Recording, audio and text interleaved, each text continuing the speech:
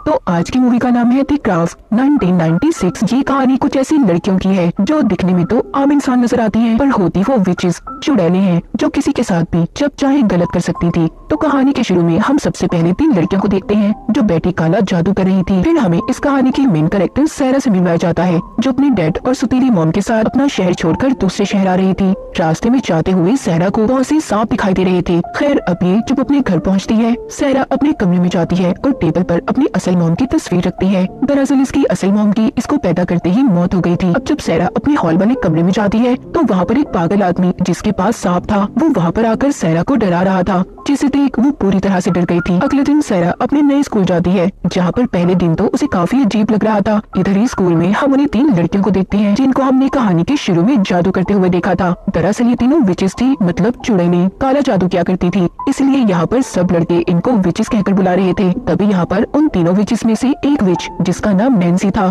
वो अपना कैलेंडर देखती है और अपनी बाकी 2 दोस्तों को ये बताती है कि आज के दिन हमें अपनी चौथी साथी मिलने वाली है जिससे हमारा ग्रुप पूरा हो जाएगा। जब क्लास में सैरा बैठी थी तो वहाँ पर एक लड़का उसे बहुत ही गौर से देख रहा था क्योंकि वो दिखने में काफी खूबसूरत थी। अब वहीं पर नैन्सी की एक दोस्त ही नोटिस करती है कि सारा बिना किसी सहारे से पेंसिल को खड़ा कर पा रही थी, मतलब उसके अंदर वही तो ऐसी ताकत थी। लैब में जाकर नैन्सी सारा से बात करने की भी कोशिश करती है पर वो उससे बात नहीं करती क्योंकि नैन्सी के कपड़े और उसका स्टाइल दिखने में बहुत अजीब था। क्लास के बाद सैरा बाहर आकर बैठ गई थी, तभी उसके पास एक लड़का आकर बैठता है जिसका नाम क्रिस था। ये वो ही लड़का था जो क्लास में सैरा को देख रहा था। बातों बातों में वो क्रिस को उन 3 विचेस के बारे में बताती है कि वो तीनों बहुत अजीब हैं। यहाँ पर क्रिस सैरा की सारी बातों को सुनकर ये बताता है कि वो तीनों बहुत खतरनाक हैं। उन तीनों को जादूगरनियां कहा जाता है, तुम्हें उनसे बचकर रहना होगा। और उनमें से एक के जिस्म पर तो कहा जाता है बहुत ही अजीब निशान है। जाते हुए क्रिस सैरा को अपने फुटबॉल प्रैक्टिस मैच में आने का कहता है। जब सैरा वहाँ पर जाती है तो वहाँ पर नैन्सी और उसकी बाकी 2 दोस्त भी आ गई थी। वो वहाँ पर पहले तो सैरा से माफी मांगती है कि उन्होंने उसके साथ अच्छा बर्ताव नहीं किया, फिर उसे अपने साथ शॉपिंग पर चलने का कहती है। सारा भी उनकी बात को मान जाती है। रास्ते में नैन्सी सारा के बाजू पर निशान देखती है जिससे उसे पता चलता है कि सैरा ने खुद को कभी मारने की कोशिश की थी, मगर वो इस बारे में उसे कुछ भी नहीं बताती। ये चारों अब ऐसी दुकान पर आती हैं जहाँ पर काले जादू का सामान मिला करता था। यहाँ पर इनमें से एक लड़की सैरा को एक किताब देती है कि वो चुपके से उसे बैग में रख ले, मतलब कि चोरी, मगर ऐसा करते हुए दुकान के मालिक ने देख लिया था। वो सैरा के पास आती है और आकर उसे बताती है कि वो एक नेचुरल विच, मतलब पैदाइशी जादूगरनी है। ये बात सुनकर सैरा भी काफी हैरान हो गई थी। जाते हुए सैरा को दोबारा से वही पागल आदमी दिखाई देता है जिसने सांप पकड़े हुए थे। यहाँ पर नैन्सी और उसकी 2 दोस्तें सैरा को उससे बचाती हैं और अपने जादू से उस आदमी का एक्सीडेंट करवा देती हैं। वो सैरा को लेकर एक जगह पर आ गई थी। यहाँ पर नैन्सी की एक दोस्त कहती है कि मैं जान चुकी हूँ, हमारी चौथी साथी सैरा ही है, हमारा ग्रुप पूरा हो चुका है और अब हमारी मेनन को भी हमारे ऊपर ध्यान देना होगा। मेनन एक ऐसी ताकत थी जिसकी पूजा ये विचेस क्या करती थी और इनका मानना ये था कि वो ताकत हर चीज से ज्यादा ताकतवर है। यहाँ पर नैन्सी सैरा से पूछती है क्या तुमने कभी कोई ख्वाहिश की है और वो फौरन से पूरी हो गई हो। सैरा उन्हें बताती है हाँ, एक बार मैं चाहती थी कि बारिश हो, तब मेरे कमरे में पाइप फट गया और दूसरी बार तो ऐसा हुआ मैं सुकून में रहना चाहती थी, जिसके बाद 3 दिन के लिए मैं बहरी हो गई, मुझे कुछ भी नहीं सुनाई दिया। अब नैन्सी उससे कहती है हमें मेनन की आत्मा को बुलाना चाहिए, जिससे उन्हें लगता था कि उसके आने से उनके अंदर का खालीपन भर जाएगा और उनकी सारी परेशानियां भी दूर हो जाएंगी। सैरा जब नैन्सी की ये बातें सुनती है तो काफी परेशान हो गई थी। वो वहाँ से चली जाती है। उसे उनके साथ रहने में काफी अजीब लग रहा था, इसलिए वो क्रिस के पास आकर बैठ गई थी। क्रिस यहाँ पर सैरा से अपने घर जाने का बोलता है, जिस पर सैरा को अब क्रिस भी अजीब लगने लगा था। वो उसे भी मना करके अपने घर आ गई थी। अगली सुबह सैरा जब स्कूल जाती है तो उसके पास नैन्सी और उसकी दोस्तें आती हैं जो आकर उससे रात के बारे में पूछ रही थी, क्योंकि क्रिस ने पूरे स्कूल में सैरा के खिलाफ गलत बातों को फैला दिया था कि वो रात को उसके साथ थी। ये सब जानने के बाद जब सैरा क्रिस के पास जाती है तो वो उसे बिल्कुल भी ठीक तरीके से बात नहीं कर रहा था। क्रिस बदल चुका था। उधर नैन्सी की एक दोस्त जब पानी में तैरने की प्रैक्टिस कर रही थी तो वहीं पर एक लड़की उसके बालों का मजाक उड़ाती है।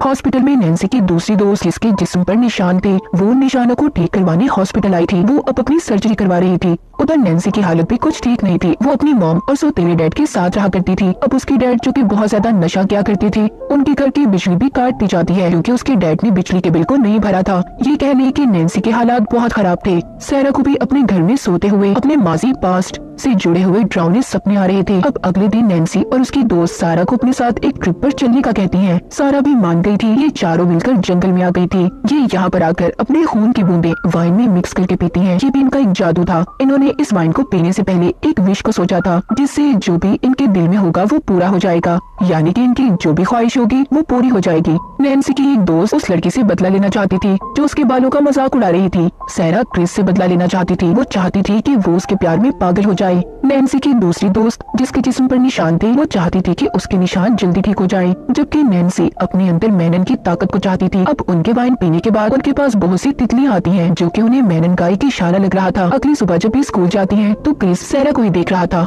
और तो और उसकी दोस्तों की किताबों को भी उठा लेता है, जिस पर क्रिस के दोस्त उसका बहुत मजाक बना रहे थे। यानी कि इसका मतलब ये था कि सारा ने जो विश की थी वो पूरी हो चुकी थी। अब रात को सारा और नैन्सी अपनी उस दोस्त के घर पर रुकती है जिसके जिस्म पर निशान थे। सारा यहाँ पर इन तीनों को उंगली वाले जादू के बारे में बताती है। अब ये जादू तीनों अपनी एक दोस्त पर करती हैं। उन्होंने उंगलियों की मदद से अपनी दोस्त को हवा में उठा लिया था। वक्त गुजरने के साथ साथ सारा की भी नैन्सी के ग्रुप के साथ अच्छी दोस्ती हो गई थी। एक दिन सारा स्कूल में उस लड़की के एक बाल को तोड़ती है जो नैन्सी की दोस्त के बालों का मजाक बनाया करती थी। वो उसके बाल को नैन्सी की उसी दोस्त के बालों के साथ बांधकर जादू करती है, जिससे अब होता ये है, जिस लड़की के बाल सारा ने तोड़े थे वो जब स्विमिंग करती है तो बेचारी के बाल झड़ना शुरू हो गए थे। उधर वो दोस्त जिसके जिस्म पर निशान थे, वो मैनन से अपने उन निशानों को ठीक करने का कहती है। उसकी ख्वाहिश भी पूरी हो गई थी। डॉक्टर भी उसको ऐसा ठीक होते देख हैरान हो रहे थे। वो ठीक होकर स्कूल में अच्छे से कपड़े पहनकर जाती है, जहाँ पर सभी उससे अब बात भी करते हैं और उसे पसंद भी करने लगे थे। सारा और नैन्सी की बाकी दो दोस्तें तो बहुत खुश थी, क्योंकि उन्होंने जो विश की थी वो पूरी हो चुकी थी। मगर नैन्सी खुश नहीं थी, क्योंकि उसकी विश अभी पूरी नहीं हुई थी, जो कि मैनन की ताकत को वो हासिल करना चाहती थी। रात को नैन्सी के डैड जब घर पर आते हैं तो वो उसकी मॉम को बहुत मार रहे थे। ये देखकर नैन्सी को बहुत गुस्सा आता है। वो इतनी जोर से चिल्लाती है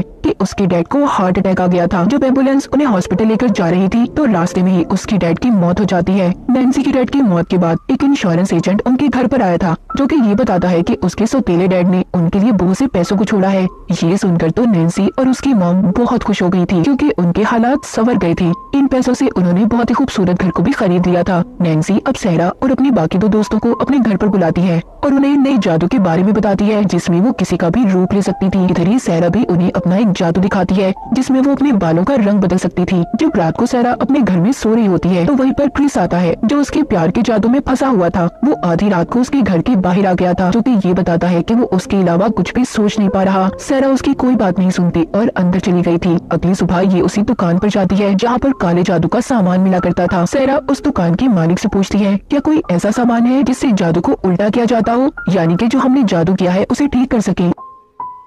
वो दुकान की मालिक मना कर देती है और कहती है, नहीं, ऐसा कोई सामान नहीं है, क्योंकि आप जो जादू एक बार करते हो उसे दोबारा नहीं बदला जा सकता। वहीं पर दुकान से नैन्सी भी आत्मा को बुलाने की किताब को खरीद लेती है। अब ये चारों समंदर के किनारे जाती हैं, जहाँ पर मैनन को बुलाने के लिए जादू करने वाली थी। अब जब सब मिलकर इकट्ठी होकर मंत्र को पढ़ती हैं, तो उधर ही एकदम बिजली नैन्सी के ऊपर आकर गिरती है। सुबह को जब ये उठती हैं तो देखती हैं कि नैन्सी समंदर के पानी पर चल रही थी, यानी कि मैनन की आत्मा उसके अंदर आ चुकी थी। वहाँ पर बहुत से जानवर भी मर गए थे, जो देखकर सारा को बिल्कुल भी अच्छा नहीं लग रहा था, क्योंकि सारा किसी की जान नहीं लेना चाहती थी। रास्ते में नैन्सी जब गाड़ी चला रही थी तो वो सभी ट्रैफिक सिग्नल्स को अपनी ताकत से खत्म करती है। इन सब चीजों से सारा बहुत परेशान हो चुकी थी। वो नहीं चाहती थी कि नैन्सी अपने जादू से किसी का भी गलत करे या फिर किसी को भी नुकसान पहुंचाए। रात को सारा के पास क्रिस का फोन आता है, जो उसे मिलने के लिए बुला रहा था। सारा उसे बहुत समझाती है, पर वो उसके प्यार में इतना पागल हो चुका था, वो सारा के साथ बदतमीजी करने लगता है। सारा अब जल्दी से नैन्सी और उसकी दोस्त के पास जाती है। वो जाकर उन्हें ये बताती है कि क्रिस की आंखें काली पड़ चुकी हैं। उसको देखकर ऐसा लग रहा है कि वो क्रिस नहीं, जैसे कोई और हो।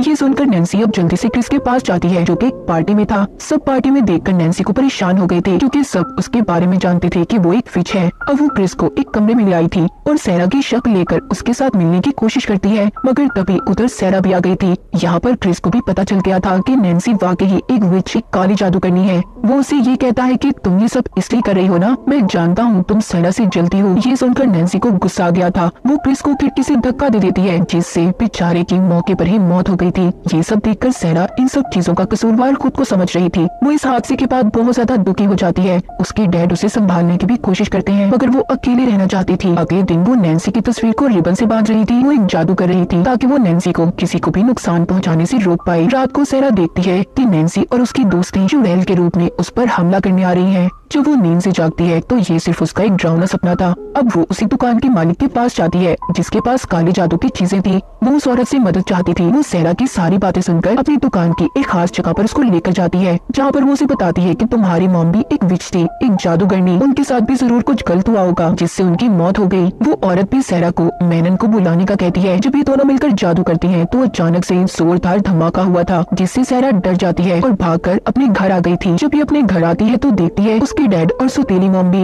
अपने पुराने शहर जा चुके थे, मगर जिस प्लेन में वो जा रहे थे उसका भयानक एक्सीडेंट हो जाता है जिसमें एक भी मुसाफिर नहीं बचा था। ये सब सुनकर सहरा बहुत दुखी हो गई थी। उसे अब हर तरफ कीड़े नजर आने लगे थे। सहरा के घर पर नैन्सी और उसकी दोस्तें भी आ जाती है जो उसे मारना चाहती थी क्योंकि उन्हें वो अब अपने लिए खतरा लग रही थी। नैन्सी सहरा की दोनों कलाइयों पर कट लगा देती है जिससे खून आने लगा था। ये देख सहरा जल्दी से कमरे में जाती है। अब यहाँ पर वो मेनन से मदद मांगती है। तभी नैन्सी की दोनों दोस्तों के साथ गलत होना शुरू हो गया था। एक के तो बाल ही उतर जाते हैं और दूसरे के निशान वापस आ गए थे। वो दोनों तो अपनी ऐसी हालत देखकर डर गई थी और वहाँ से भाग जाती हैं। उन दोनों के भाग जाने के बाद नैन्सी अकेली सारा के पास आती है। तभी नैन्सी को भी सहरा की तरह हर जगह पर सांप और कीड़े नजर आने लगे थे। यहाँ पर नैन्सी जब सहरा पर हमला करती है तो सहरा भी जवाब में उस पर हमला करती है। इस लड़ाई में सहरा जीत गई थी क्योंकि वो ज्यादा ताकतवर थी। सुबह को नैन्सी की दोस्तें सहरा से माफी मांगने आई थी क्योंकि उन्हें अभी भी शक था कि सहरा के पास मेनन की ताकत है। जब सहरा अपनी आंखों के इशारों से ट्रक को गिरा देती है तो उन्हें उस पर यकीन हो गया था। साथ ही सहरा को ये पता चलता है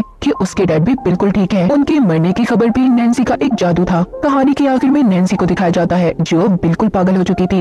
ये सब कुछ उसके साथ सहरा के जादू की वजह से हो रहा था। असल में मेनन ने सहरा को अपनी ताकत दे दी थी और नैन्सी उसकी दोस्तों से उनकी सभी ताकतों को वापस ले लिया था क्योंकि वो अपनी इन ताकतों का गलत इस्तेमाल कर रही थी। इनमें सिर्फ एक सहरा ही थी जो किसी के साथ कभी गलत होने नहीं देना चाहती थी, यानी कि वो एक अच्छी विच, एक अच्छी जादूगरनी थी। और इसी के साथ ही द क्राफ्ट की कहानी यहीं पर खत्म हो जाती है।